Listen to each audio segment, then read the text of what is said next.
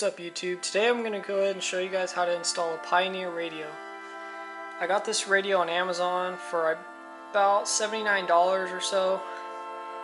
It's a pretty cool unit. It's got Bluetooth, a dual phone connection capabilities. It's got a USB port, AUX port also, color changing customization for the lights on the radio. It's got 3 RCA pre-outs, and it's got a steering wheel control ready, so in case your car steering wheel has controls on it. It also comes with a little remote control, and it says it's Pandora ready, Spotify. It also works with iPhone, smartphones and whatnot. So it's pretty up to date. It's got all the little features you want. The vehicle we're going to be using is a 1998 Chevy C5010 OBS.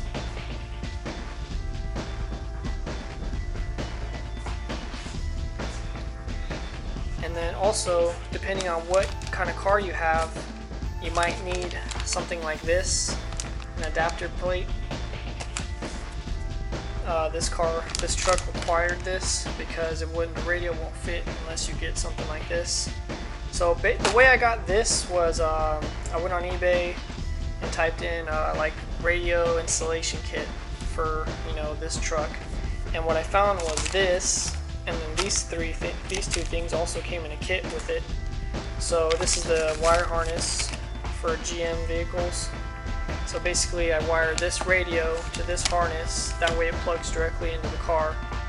And then this is a antenna adapter you'll need if you're going to be doing it on this same truck. Your car might require one or might not. And then I'm using this too. But for now in this video, it's just going to be installing the radio. And if you want to see how to install the speakers and the subwoofer and this amp, you can go ahead and watch the other videos. Alright, so let's do this.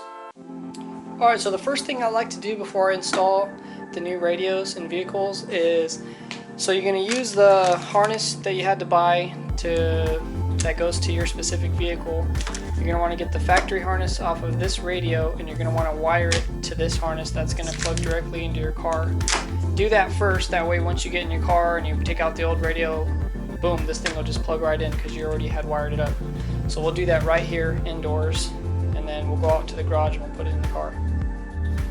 Okay, so I just took this harness out of this box, and then so what you're going to do is you're going to basically just match the colors together, and it should work just fine.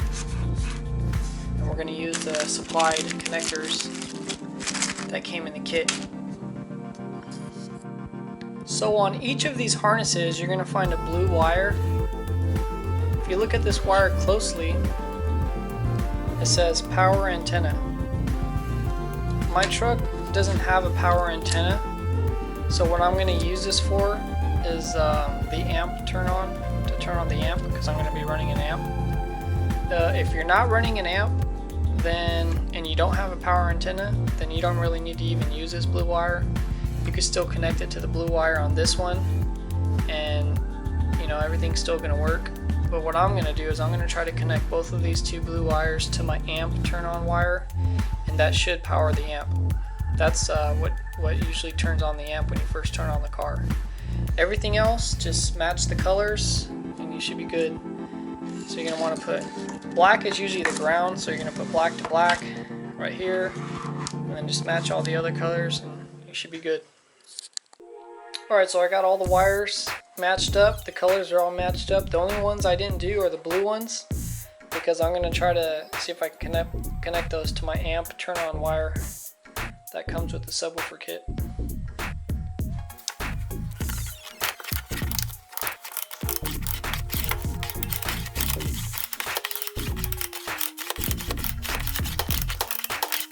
The first panel you're going to want to take off is this one. So you got to go ahead and pull out the cup holder, put the steering wheel down, and then just start prying it off from this side.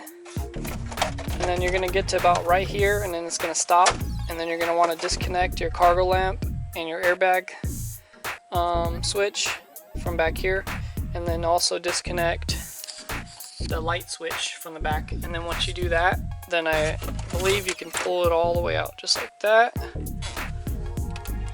Let's put it to the side. And then now you have full access to the radio. Now this radio should come out with little clips. There's one there, one there. So let me go ahead, set this camera down, and I'm going to try to pull that radio straight up. Alright.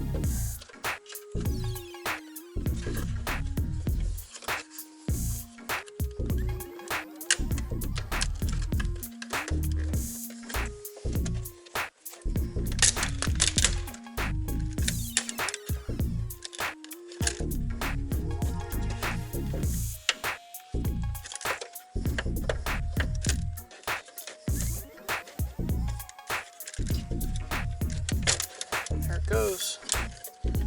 When I was pulling it out, the faceplate kind of got a little loose, but you just pull down those two tabs and it just pulls straight out. Now go ahead and disconnect your antenna wire, and then also disconnect the harness. Alright, so the stock radio is out. The tape that I put in there with the wire was actually stuck. That was another reason why I decided to change the radio, because it wouldn't come out anymore, and the sound quality just was getting worse and worse. Okay, so now you got your area. I don't know what that is. Okay, get rid of that. Alright, so now that I got the harness plugged into the factory harness, we can go ahead and install our antenna. It's kind of like a resizer, changes the size, that way it fits the radio.